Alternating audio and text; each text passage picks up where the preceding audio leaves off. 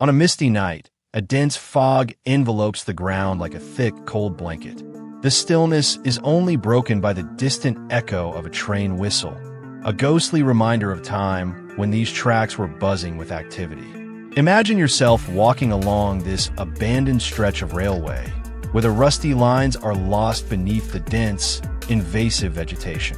As you advance, the beam of your flashlight cuts through the darkness, revealing fragments of metal and wood emerging from the ground. Its light eventually settles on a large, imposing object, an old chain car, partially hidden by the all-consuming mist. This is not just a remnant of history. It is a reliquary that holds echoes of despair. Feel curiosity mixed with a shiver of fear as you approach the half-open door, which seems to silently invite you to discover the secrets hidden inside. Entering this setting, the heavy atmosphere tries to stifle your connection with the outside world as you explore what lies within this forgotten prison. Mysterious sounds echo through the corroded walls, as if the shadows of the past still roam there. Every noise seems like a clue, every silence a puzzle to be solved. Suddenly, a peculiar sound cuts the tension, something that sounds like a muffled bark, followed by heavy breathing. The heart accelerates, the ears perk up, trying to understand the origin of these sounds. As the light leaks through the cracks, the silhouette of something, or someone, begins to take shape. The uncertainty of what's really there keeps tension high as the mind struggles to put the pieces together. As you slowly back away, you realize you're not alone. There is something else in this place, hidden in the darkness, watching every move. The feeling of being watched intensifies the fear, but the true nature of this watcher and what else lurks in the shadows of the train car remains a mystery. Dear listener, get ready to discover the secrets of this place. But remember, not everything will be revealed immediately, as each step forward can both clarify and deepen the mystery that surrounds us. First, quickly check if you are already registered, and let's go to this hauntingly electrifying outcome. On a night permeated by an almost tangible silence, the thick fog transforms the environment into a stage for the unknown. A lone explorer, armed only with his insatiable curiosity and a trusty flashlight, advances cautiously through the dense forest. Every step is measured, every movement calculated, as the lantern light swings gently among the ancient trees, illuminating pieces of metal and wood that lie abandoned, silent witnesses to a forgotten era. As it advances, the flashlight's light settles on an object that seems out of place in this wild setting. An old chain car, its sinister outlines only partially visible in the dim light of the night. The marks of time are evident in its rusty structure, and the half-open door, as if by invitation, whispers promises of hidden mysteries. The explorer's heart beats faster, pulsing with the rhythm of a curiosity that borders on fear. Breathing heavily, he approaches, the hand holding the flashlight shaking slightly. The sound of your footsteps on the dead leaves seems incredibly loud in this blanket of silence that envelopes the place. As he gets closer, he realizes that the carriage door, despite looking inviting, also poses a silent threat. It is an entrance to a past that perhaps should remain forgotten, a time capsule sealed by rust and abandonment. He hesitates, the light from the flashlight revealing more of the carriage's shadowy interior. The air seems to grow colder as curiosity pushes him forward, and he finally decides to cross the threshold. Inside, the air is still, as if no one has breathed there for decades. The dim light of the flashlight barely illuminates the interior, creating dancing shadows that seem to move independently of physical will. As he explores, the explorer's eyes slowly adjust to the darkness, and he begins to notice details that the timid light of the flashlight reveals. Ancient chains that still hang from the ceiling, wooden seats decomposed by time, and at the bottom of the carriage, something, a shape he cannot immediately identify. His heart leaps in his chest as he takes a cautious step toward that indistinct form, each movement filled with hesitation. Suddenly, a soft, almost imperceptible noise comes from inside the carriage. He stops, panting slightly, the flashlight shaking in his hand. The reality of his situation begins to weigh on him. Alone, in a forgotten place, faced with the unknown, he considers whether he should continue, whether what lies ahead is worth the risk of discovering. At this point, the adventure takes on a more sinister tone. He finds himself on the edge of an abyss of mystery and fear, with the choice to retreat or delve deeper into the shadows that surround him. What began as an exploration driven by curiosity now unfolds into a game of nerves where every shadow can be an ally or an enemy, and every silence hides a story that perhaps should never be told. The curious explorer, whose name is Thomas, carefully makes his way into the chained car, where the sound of chains dragging across the metal floor echoes in the confined space. These metallic echoes vibrate on the walls, bringing with them the shadows of a dark past. The stories that Thomas had heard during his childhood, told by his grandfather, portrayed precisely this place. Now before him, the folktales seemed to come to life, becoming fragments of a forgotten reality. Holding tight to his flashlight, Thomas illuminates the dark corners of the train car. The dangling chains that decades ago restrained criminals during high-security transports are now visible. His grandfather had told him about the night a group of prisoners managed an almost legendary escape, disappearing into the dense fog that often shrouded these tracks. This incident turned into an urban legend, a riddle that remained unsolved, resonating with local residents for generations. Surrounded by the atmosphere of the carriage, Thomas's imagination creates scenes from the hectic days of those transports. He visualizes the desperate faces of the chained men, each carrying the weight of their uncertainty. The blank stares and trembling hands of these criminals seem to have left their marks on the cold, damp air of the carriage, as if the rusty metal still held memories of the fears and desires of its former occupants. The silence is interrupted by a discreet but unsettling noise coming from the back of the carriage. Thomas's heart races.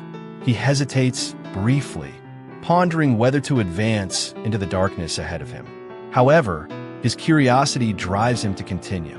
He walks with resolute steps, each one resonating loudly against the metal floor, amplified by the silence that surrounds him.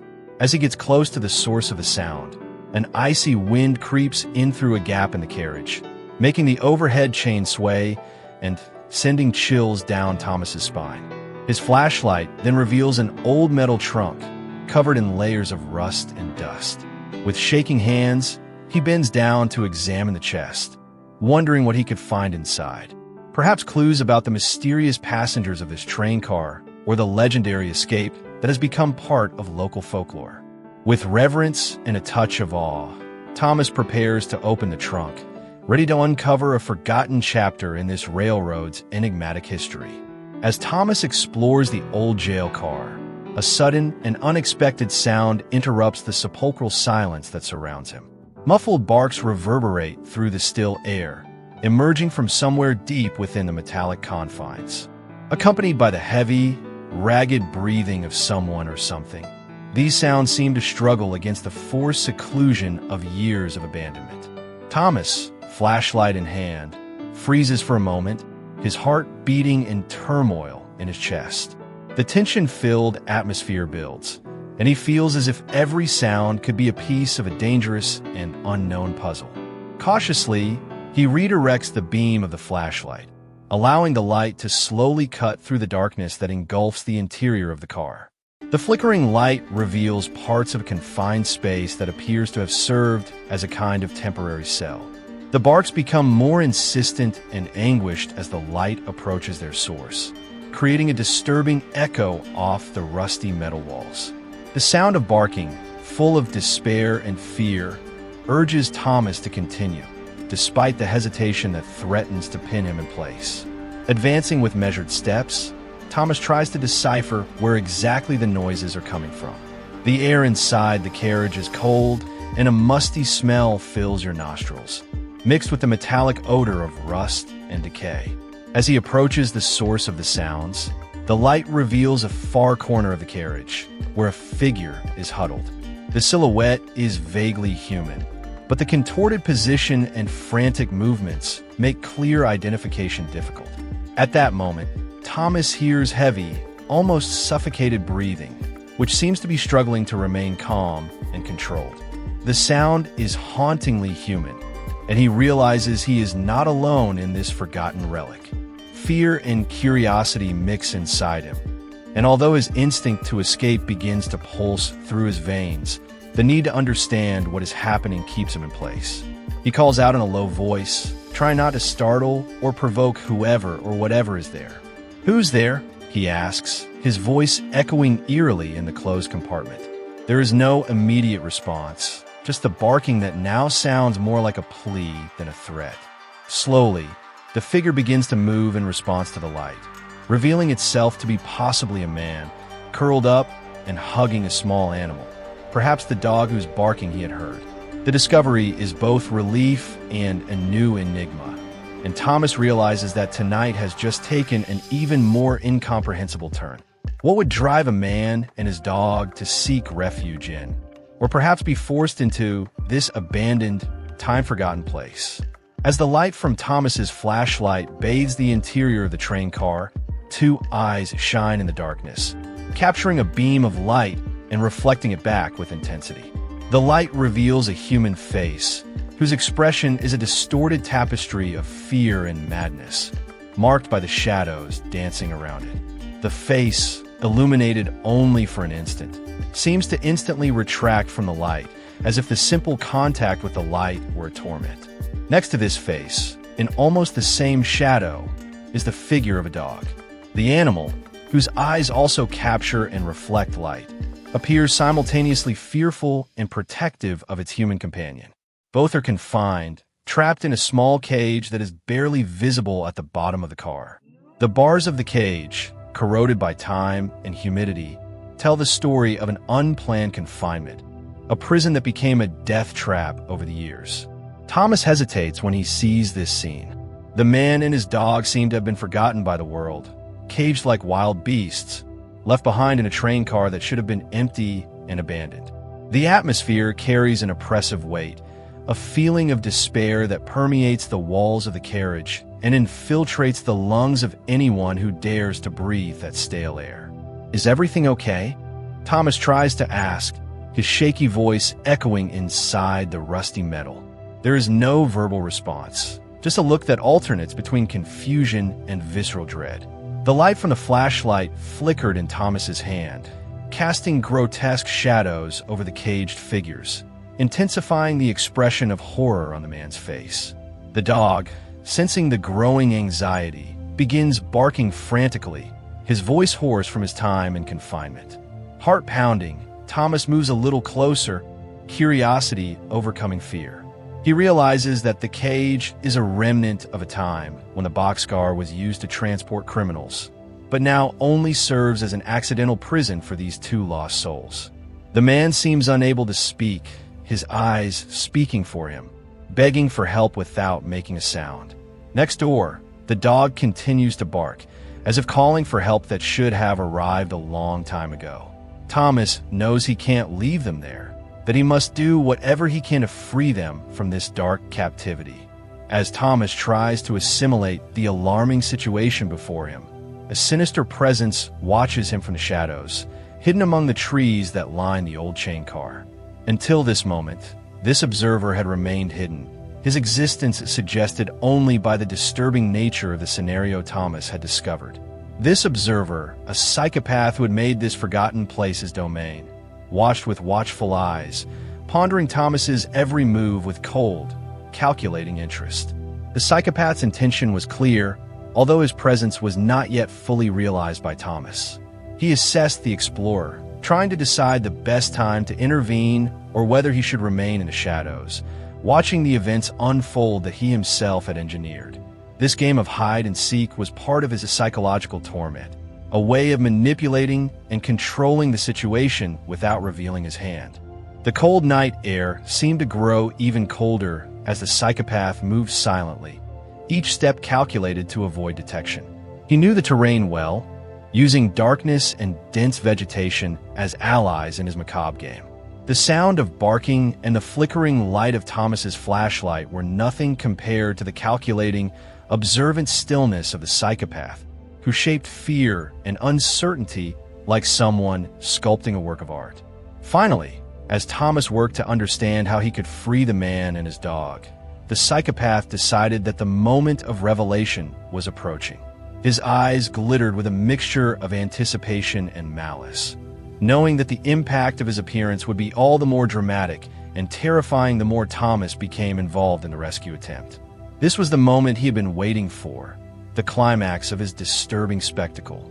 The moment the psychopath decided to emerge from the shadows, the tension-filled atmosphere exploded into palpable chaos. Thomas, until then focused on freeing the man and his dog, felt a sudden change in the air, a chill running down his spine that warned him of imminent danger. Without any warning, the enigmatic figure revealed itself, moving with surprising agility to one side of the carriage, where the darkness seemed even denser and more impenetrable.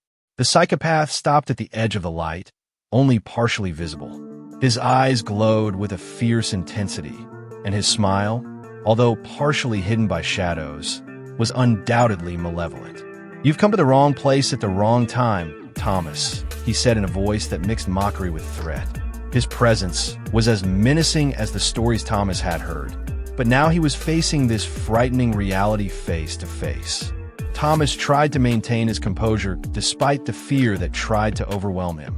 "What do you want?" he asked, trying to stall for time as his mind frantically searched for an escape route or a way to neutralize the threat. But the psychopath just laughed, a sound that reverberated through the carriage and seemed to shake the very air. "I want you to see what I've created here, Thomas. I want you to be part of my show, even if just as a spectator." The situation became even more tense when the psychopath made a sudden gesture, pointing at the man and dog still locked in the cage. "You see, each piece is essential, and you have just become one of them." With a fluid, practiced movement, he removed a key from his pocket and walked towards the cage. Without taking his eyes off Thomas, he opened the door with an audible click. The man and dog, clearly terrified, retreated to the back of the cage, unsure whether the opening represented a release or a trap. "Let's play a game, Thomas," said the psychopath as he walked away from the open cage. "You could try to save them, or you could try to save yourself. It's your choice." He retreated once more into the shadows, watching with sadistic pleasure as Thomas struggled with the decision. Every second of Thomas's hesitation was a triumph for the psychopath, who savored fear and indecision as if they were a rare treat. The night, already dark and gloomy, seemed to close even more around them, the macabre game just beginning under the cover of darkness. Thomas, faced with the macabre choice presented by the psychopath, felt a wave of determination overcome the paralyzing fear. With the cage door now open and the man and dog staring at him, waiting for action, he knew he couldn't let his last hopes be crushed by the evil presence hiding in the shadows. Quickly, he made a decision. "Stay behind me," he told the man and dog, his voice firm despite the fear that still coursed through his veins. As the man crawled out of the cage, leaning on Thomas for support, the dog followed closely behind, both clearly weakened, but now touched by a ray of hope. Thomas led them away from the carriage, trying to stay alert for any movement in the shadows. However, the psychopath, cunning as he was, seemed to have disappeared as suddenly as he had appeared, melting into the night as if he were part of it. The psychopath's sudden absence didn't relieve Thomas. On the contrary, it intensified his anxiety, for every whisper of the wind and every sound of the forest now seemed to herald an ambush. Despite his anxiety, Thomas continued to guide the man and dog through the forest, each step a challenge to the darkness that enveloped them. They had been walking for what seemed like hours, although it was difficult to measure time in this eternally nighttime environment. Finally, as they reached a cleaner area, away from the oppression of the trees and the wagon, Thomas felt a slight lessening of his dread. He stopped to rest, helping the man to sit on a fallen log, while the dog curled up next to him, equally exhausted. It was at that moment that Thomas realized that he had completely forgotten his cell phone in his pocket. With shaking hands, He withdrew it, mentally thanking him for any sign of service that might be there. To his luck and relief, there was enough signal to make a call. He quickly dialed the police, reporting his location and the urgent situation. As he spoke to the operator, he kept his eyes vigilant on the surrounding darkness, half expecting the psychopath to emerge at any moment. The wait for help was harrowing. Each minute was stretched by fear and uncertainty, but eventually, the sound of sirens cut through the night, and lights approached. Thomas never thought that the sound and light of the police could bring such a sense of security. When the police arrived, he quickly explained the situation, indicating the location of the train car and describing the psychopath. The search began immediately, but somehow the psychopath had disappeared without a trace, as if he had evaporated into the forest. Police took Thomas, the man, and the dog to safety, promising a full investigation. As they walked away from the scene, Thomas looked back one last time. The forest seemed to reclaim the space once again, hiding its secrets and its terrors in the shadows. Thomas knew that even though they had escaped, the threat of the psychopath still hung in the air, a grim reminder that some horrors can disappear into the darkness, ready to emerge again. And now, dear listener, did you notice that the psychopath called Thomas by name? Who could this mysterious attacker be? And who are the imprisoned man and his loyal dog, who shared that dark, forgotten space? Would you like an ending to this dramatic thriller? Leave your theories in the comments, as there is still a lot to discover. Be very careful where you decide to explore. Some places hold secrets darker than we can imagine, and shadows can hide more than just darkness. Adventuring can lead to incredible discoveries, but also unexpected dangers. Always be prepared and never explore alone. Thomas's story is a reminder that the past and its mysteries can be as alluring as they are dangerous. So tell us, are you ready to find out more?